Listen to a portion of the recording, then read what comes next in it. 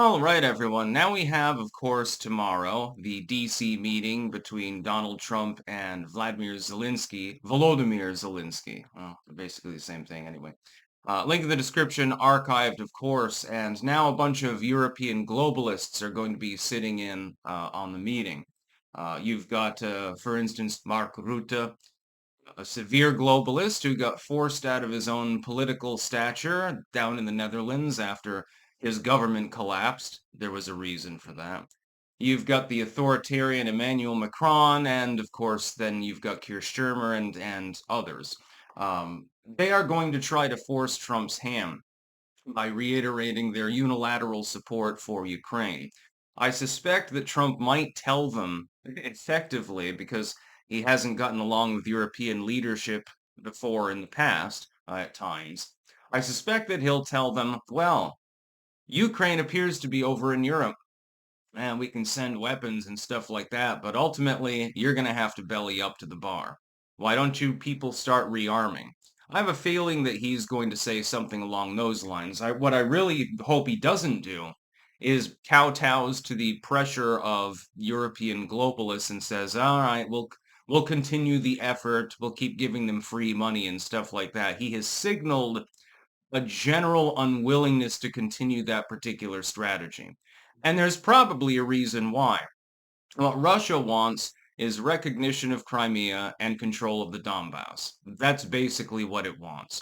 Advances beyond that appear to be more leverage than anything else, a negotiating tactic.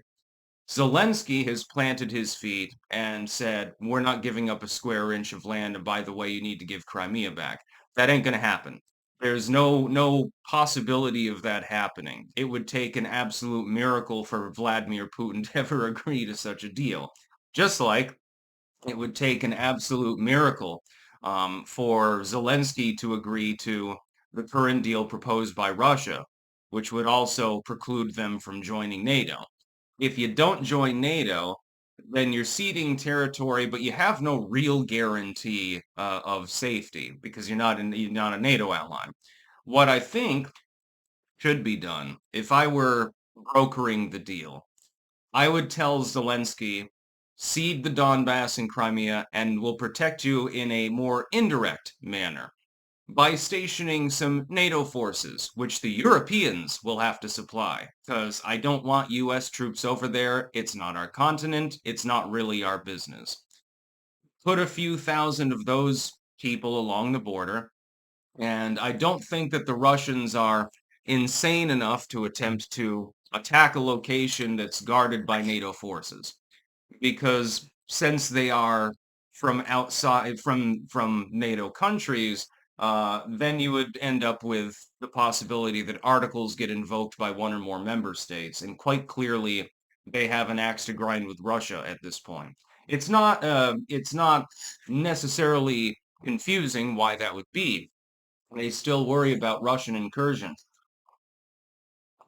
Hmm, delicious black tea. I would note though that in the end, the odds of Russia, again, being insane enough to attack a NATO country, let's say they invade Estonia or something, are fairly low because the risk think about risk and reward. What's the reward? Well, we can probably overrun Estonia. It's probably not going to be that big a problem. What's the risk? Nuclear war, getting gangbanged by all of NATO at the same time, or at least most of Europe. All of these things would be possibilities in that particular situation.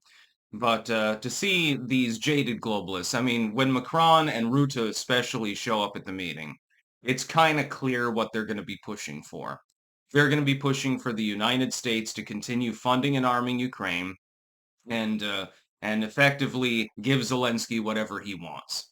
Which is funny because, again, other European leaders in the past have expressed concern about censorship, which Ukraine has jacked up on steroids, just like Russia has, and corruption within the country, which Russia also has for decades, actually. Ukraine and Russia are both run by strong-arm, semi-dictatorial people surrounded by military oligarchs. And that's the problem. The problem in the Eastern European bloc is that if you blink, if you show weakness, you get killed. What people in Western Europe don't seem to understand this any more than the average American would. Vladimir Putin would be shot in the back of the head 3 times if he were to blink. So would Zelensky. And so you've got this weird stalemate situation where the West is pumping Ukraine full of weapons and stuff, and people are dying for effectively no reason, honestly. I mean, the whole situation makes very little sense. Wouldn't have happened, by the way, if Donald Trump had been president for the last term. Ukraine at the moment would still be completely free. Hell, maybe he could have even gotten Putin to give him Crimea back as a gift or something. Who knows? I mean, look at the progress he made in Korea. That's hyperbole, but, at least under Trump, we have some semblance of sane diplomacy. But again, it's not really our fight. That's why the United States decided to stick its dick in the conflict, and now it's inextractable. Uh, but it's not our continent. The United States should not have much to do with that region of the world. It's not of great strategic interest to us. I never use sunflower oil, so half of the Ukrainian economy means nothing to me. Unless it's fried chicken, then it's perfectly acceptable. You don't want to fry it in olive oil. Comes out a little bit weird. Um, Ultimately, I expect this to be about the same as the meeting that he held with Putin, that Trump held with Putin. You're not going to get a ceasefire. You're not going to get a peace deal. You're going to have, general negotiation, general talks. The hope is that people all get on board with the same basic idea, etc. But even that might not happen. Zelensky has shown just as much stubbornness as Vladimir Putin, again, for reasons I just elucidated.